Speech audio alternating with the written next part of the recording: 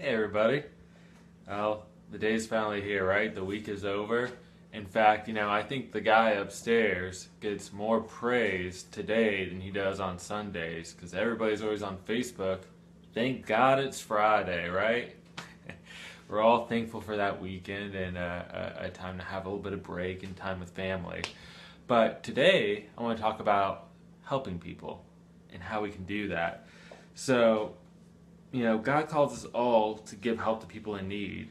And we all know there's more than enough to go around. Some of us have an abundance, and some of us have little to nothing at all. But if we all share, that's generosity can be contagious. And I actually want to read an excerpt from the book of Matthew about about Jesus posing the same question. So, what I'm going to start off reading to you guys is going to be out of the book of Matthew, and it's chapter 25, starting at verse 31. I'll read out loud to you guys. It's a really cool excerpt, and then after this, I have a story to tell you guys, and it's one of the most impactful, emotional stories I've personally heard from somebody. So you'll really enjoy that. But this is typically titled The Sheep and the Goats. When the Son of Man comes in his glory and all the angels with him, he will sit on his throne in heavenly glory. All the nations will be gathered before him, and he will separate the people one from another, as the shepherd separates the sheep from the goats. He will put the sheep on his right and the goats on his left. Then the king will say to those on his right, "Come, you who are blessed by my Father, take your inheritance, the kingdom prepared for you since the creation of the world. For I was hungry, and you gave me something to eat. I was thirsty, and you gave me something to drink. I was a stranger, and you invited me in. I needed clothes, and you clothed me. I was sick, and you looked after me. I was in prison, and you came to visit me." Then the righteous will answer him, "Lord, when did we see you hungry and feed you, or thirsty and give you something to drink? When did we see you as a stranger and invite you in, or needing clothes that we clothed you? When did we see you sick or in prison and go to visit you?" The king will reply, "I tell you the truth. Whatever you did for one of the least of these brothers of mine, you did for me." Then he will say to those on his left, "Depart from me. You are cursed into the eternal fire prepared for the devil and his angels. For I was hungry, and you gave me nothing to eat. I was thirsty, and you gave me nothing to drink. I was a stranger, and you did not invite me in. I needed clothes, and you did not clothe me. I was sick and in prison, and you did not look after me." They will answer, "Lord, when did we see you hungry, or thirsty, or a stranger, or needing clothes, or sick, or in prison, and did not help you?" He will reply, "I tell you the truth. Whatever you did not do for me, for one of the least of these, you did not do for me." Then they will go away to eternal punishment, but the righteous to eternal life. It's a hard teaching. I understand that. But Jesus is saying himself here. He's saying, whatever you do for the least, for the most needy person, you do for me. It's the same to him. He's called us to help the people who need it the most. I want to read something out of, out of the book of John here, guys, as well. And it's out of John chapter 20, verse 21. Again, Jesus said, "Peace be with you. As the Father has sent me, I am sending you." So I think those tie together, right? So the Father sent Jesus, and Jesus sends us. We're sent for everybody else. It's our jobs to go and feed the hungry, to clothe the people without clothes, to invite people in who don't have homes, to give them warmth, to give them food. Now, what I just read was John 20:21. My excerpt before that was from Matthew chapter 25, starting at verse 31. But we are sent to help those in need, and to help those is just like helping Jesus himself. But one thing I want to mention is when we do those things, God also tells us that in Matthew chapter 6, be careful not to do your acts of righteousness before men to be seen by them.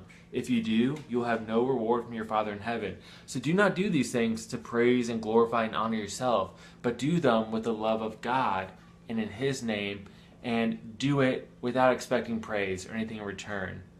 Don't be the person that says, I'll let you borrow $100 if you give me $200 in 2 weeks. Don't be the person to do something generous for somebody when there's a crowd of people, or do it and then post it all over Facebook so everybody can see how great of a person you are. That's not what we were meant to do. We were meant to do it out of the goodness of our hearts. Now, in Proverbs here, chapter 21, I want to say it is. Yeah, verse 13 says this: if a man shuts his ears to the cry of the poor, he too will cry out and not be answered. You guys, we all have a call to help those in need. Every single one of us has that calling, and every one of us needs something. Now, some people are so poor that the only thing they have is money. That's it. You know, maybe that's not what they need is money or food. Maybe they need companionship or friendship. There are tons of ways for us to be able to go and help people.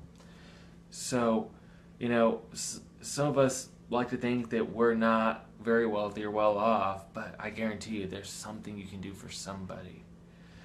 Just a few quotes I want to share with you guys is this. First, just like we talked about yesterday, if you spend time judging people, you have no time to love them. Right? Don't worry about what they'll do with the money. Don't worry about if they really need the food. It's not your job to be the judge. It's your job to do what God calls you to do. If God calls you to give that person on the corner money or food or warmth or whatever it is in your life, they may be ungrateful. Maybe they don't use it for what you want. But it's not your job to decide that. It's your job to do what God has called you to do. Now,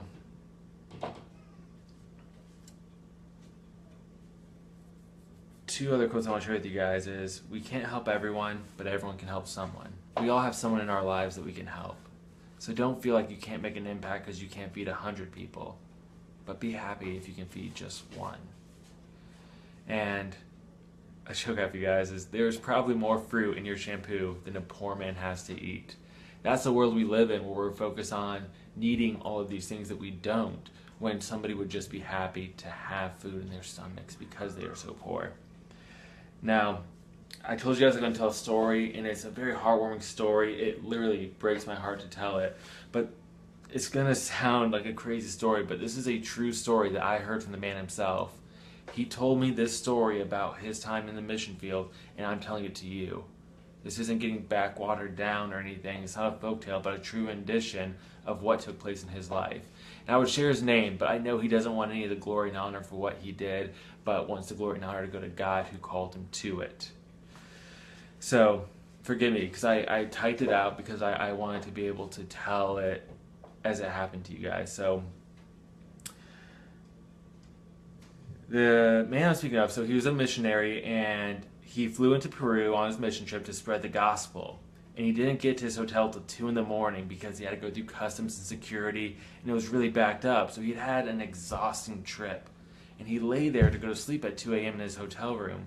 But unable to sleep, all he could think about was, I have to go into town tomorrow. I have to go into the bookstore, the first thing tomorrow morning. And he's like, well, I have plenty of time to do that. I'm here for a long time. I don't have to go tomorrow. I should rest up tomorrow, get a game plan going. But something just kept bothering him. He's like, no, I have to go to the bookstore tomorrow. I don't know why, but I have to go. He couldn't sleep. He was up, restless. And first thing in the morning, he called a cab, and he went over to the bookstore. Now, he walked up to the store to realize it was closed. He had gotten there too early. But he saw a small man sitting in front of the bookstore. So he approached the man, and he said, ¿Cómo estás? Or how's it going? Keep in mind, he's in Peru. And they began talking about the places they've been and about their background. The man was telling him, you know, it had taken him 3 days by backpacking and riding buses and going over rough terrain just to get to this bookstore. So the missionary asked, well, what are you doing here? The man said, I'm pastoring. I've become a pastor in my village.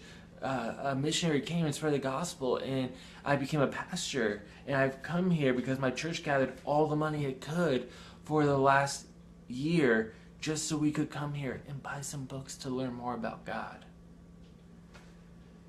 So, his heart was broke because the missionary's heart was broken because he saw the money grasped in the man's hand, and it wasn't even enough to buy a magazine from the store. But he just replied, that's great. I'm so happy for you. God bless you. So as an experienced missionary and pastor, he walked in there and he got all the books he could possibly need for his journey. And the store workers were helping him put all these books in a large pile. And in the corner of his eye, he kept watching that small man that was in front of the store. And he would watch him pick up a book and put it back. Pick up a book, look at the price, and look discouraged and put it back. And just watch him in the corner of his eye do this again and again. And after a while, the man looked like he had given up hope, and he walked to the very back where they had these small little comic strips of Christian magazines, and they'd be the equivalent to a bookmark. He got 3 or 4 of them.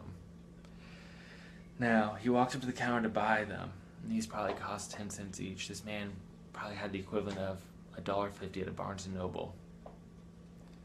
And the missionary walked up and he said, well, how'd it go? How was your shopping trip? He didn't say anything. The man looked broken and distraught. The pastor said, well, what books did you get? And with tears in his eyes, the man looked up and he said, I didn't get any books. He felt as if he had failed God and failed his city. He said, I would never be able to afford a book from here. So the pastor said, do you know where I'm from? The man said, no. He replied, I'm from the United States. Do you know where that is? The small man replied, no, I don't. He said, do you know what a ticket would cost me to get out here? The small man looked at him like, why are you telling me all this in this moment? And he replied, no. He said, $400. Do you know when I got here? The man said, no. He said, I got here at 2 a.m. Do you know why I couldn't sleep? I don't know why you couldn't sleep. He said, you know why? He said, why? He said, you're looking, and he's like, I realized I was looking at a man that if he had $20 to his name, he wouldn't know what to do with it. It'd be in abundance to this man. But he told the man, a few months ago, God raised a group of people in the U.S., and they gave me some money to fly out here. And I came from 6,000 miles away in the United States. But I couldn't sleep all last night because I had come here as soon as the store opened and got in my taxi because I couldn't sleep because I knew I had to be here. Do you know why? The man said no. He said, so I could buy you every book you'll ever need in your church for your village. Do you realize the love of God? God moved people from a completely different nation, people from the United States, so that he could fly over there and that he could buy this man the word of God to give to this small villager who would never be able to afford it, to take to his village so that he could have the word and that his village could come to know God. Now, if you say that's a coincidence, I would call you a fool, because that is the most heart-wrenching story I've ever heard on a mission trip. God did this for this man and his village. We have such an amazing and wonderful and loving God that he moves people in such a way to spread the gospel. You guys, how often do you drive by and you hear that still small voice? Give that person a ride. Help them. Talk to her. Be friends with them. They need companionship. They need a friend right now. They need something to eat. They need shelter. How many times do you just ignore it and walk by when God is talking to you? This weekend, I challenge you guys, help somebody in need. Whether it's the old lady down the street to mow her lawn and help her with her yard work, or it's the guy on the corner who needs a couple bucks, bring a homeless guy with you to McDonald's, sit down with him, give him companionship, give him something to eat, buy somebody a coat. Winter is just around the corner, guys. do something to break out of your shell and help somebody around you.